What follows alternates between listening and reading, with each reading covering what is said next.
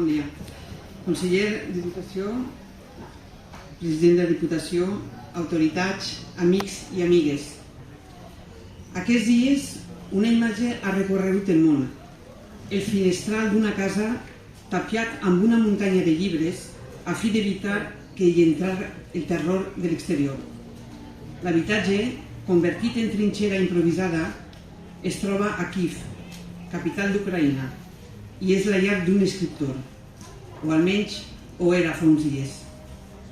Escuts delicats de papers en primera línia formant una barricada, protegint-nos, arrecerant-nos, en una paraula, salvant-nos.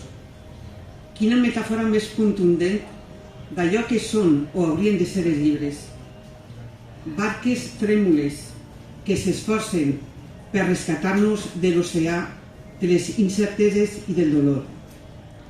Llegim per descobrir que no estem sols, diuen, per escapar de la solitud. Jo hi afegiria, i per convèncer-nos que tot és possible, perquè l'autor o l'autora crea perquè nosaltres creguem. Creguem que hi ha més temps de vida que el temps que se'ns ha atorgat, més horitzó que la pròxima barrera i més llum que el fràgil cresol que ens advertix dels revolts de la vida. Qui s'atorga la satisfacció de recórrer els cavallons de tinta negra en recull sempre llavors que tard o d'hora donaran fruits. Per això, l'amant dels llibres incita obsessivament a la lectura, perquè sap que llegir ens transforma. Podem decidir empastifar-nos la mirada amb il·lustracions diverses, adoptar una dieta severa de versos, compartir el sofà amb personatges de totes les dimensions o saludar des d'una hamaca els passats reals o inventats, els presents enganxosos o els futurs de vidre. Podem fer el que ens vinga en gana, perquè en companyia de l'eco d'una veu literària, de qualsevol veu literària, tenim garantit el dret sagrat a visitar tots els horitzons, tantes vegades com ens avellisca.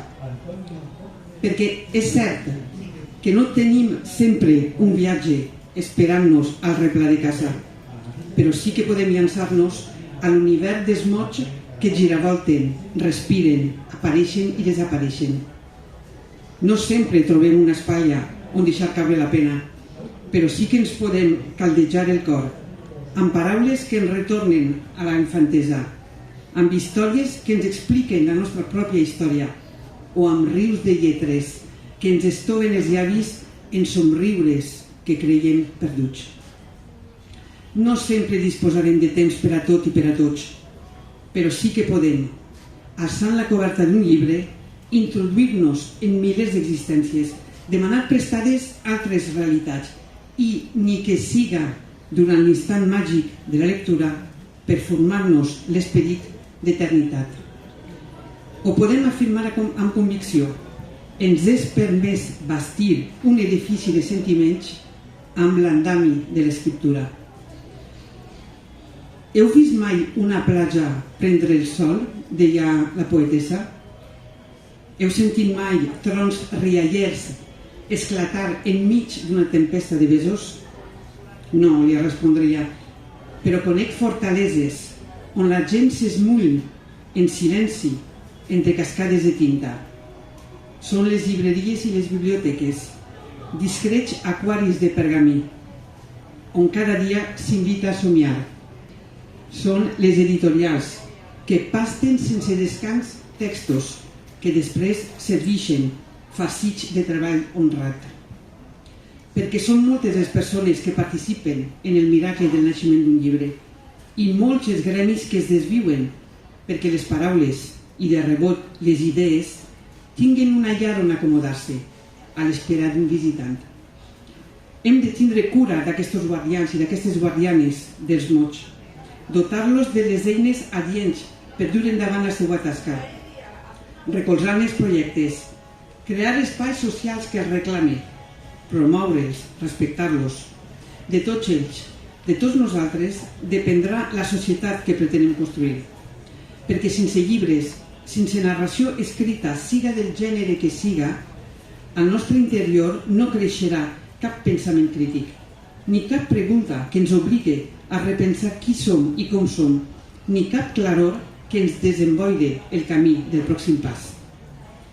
Per tot això, des d'aquest mateix instant i durant els pròxims dies, estarem ací, a la vora de les casetes de la fira, celebrant un objecte, un llibre, tan modest i alhora tan determinant en la història de la humanitat. Perquè per continuar avançant en la recerca d'un ésser humà empàtic, avui, més que mai, necessitem urgentment anar passant pàgines, moltes, belles i estimulant pàgines. Ja ho va dir Joan Fuster, ningú no s'ha d'enganyar. Dir bon dia ja és fer literatura. Doncs això farem. Bon dia i bona fira. Gràcies.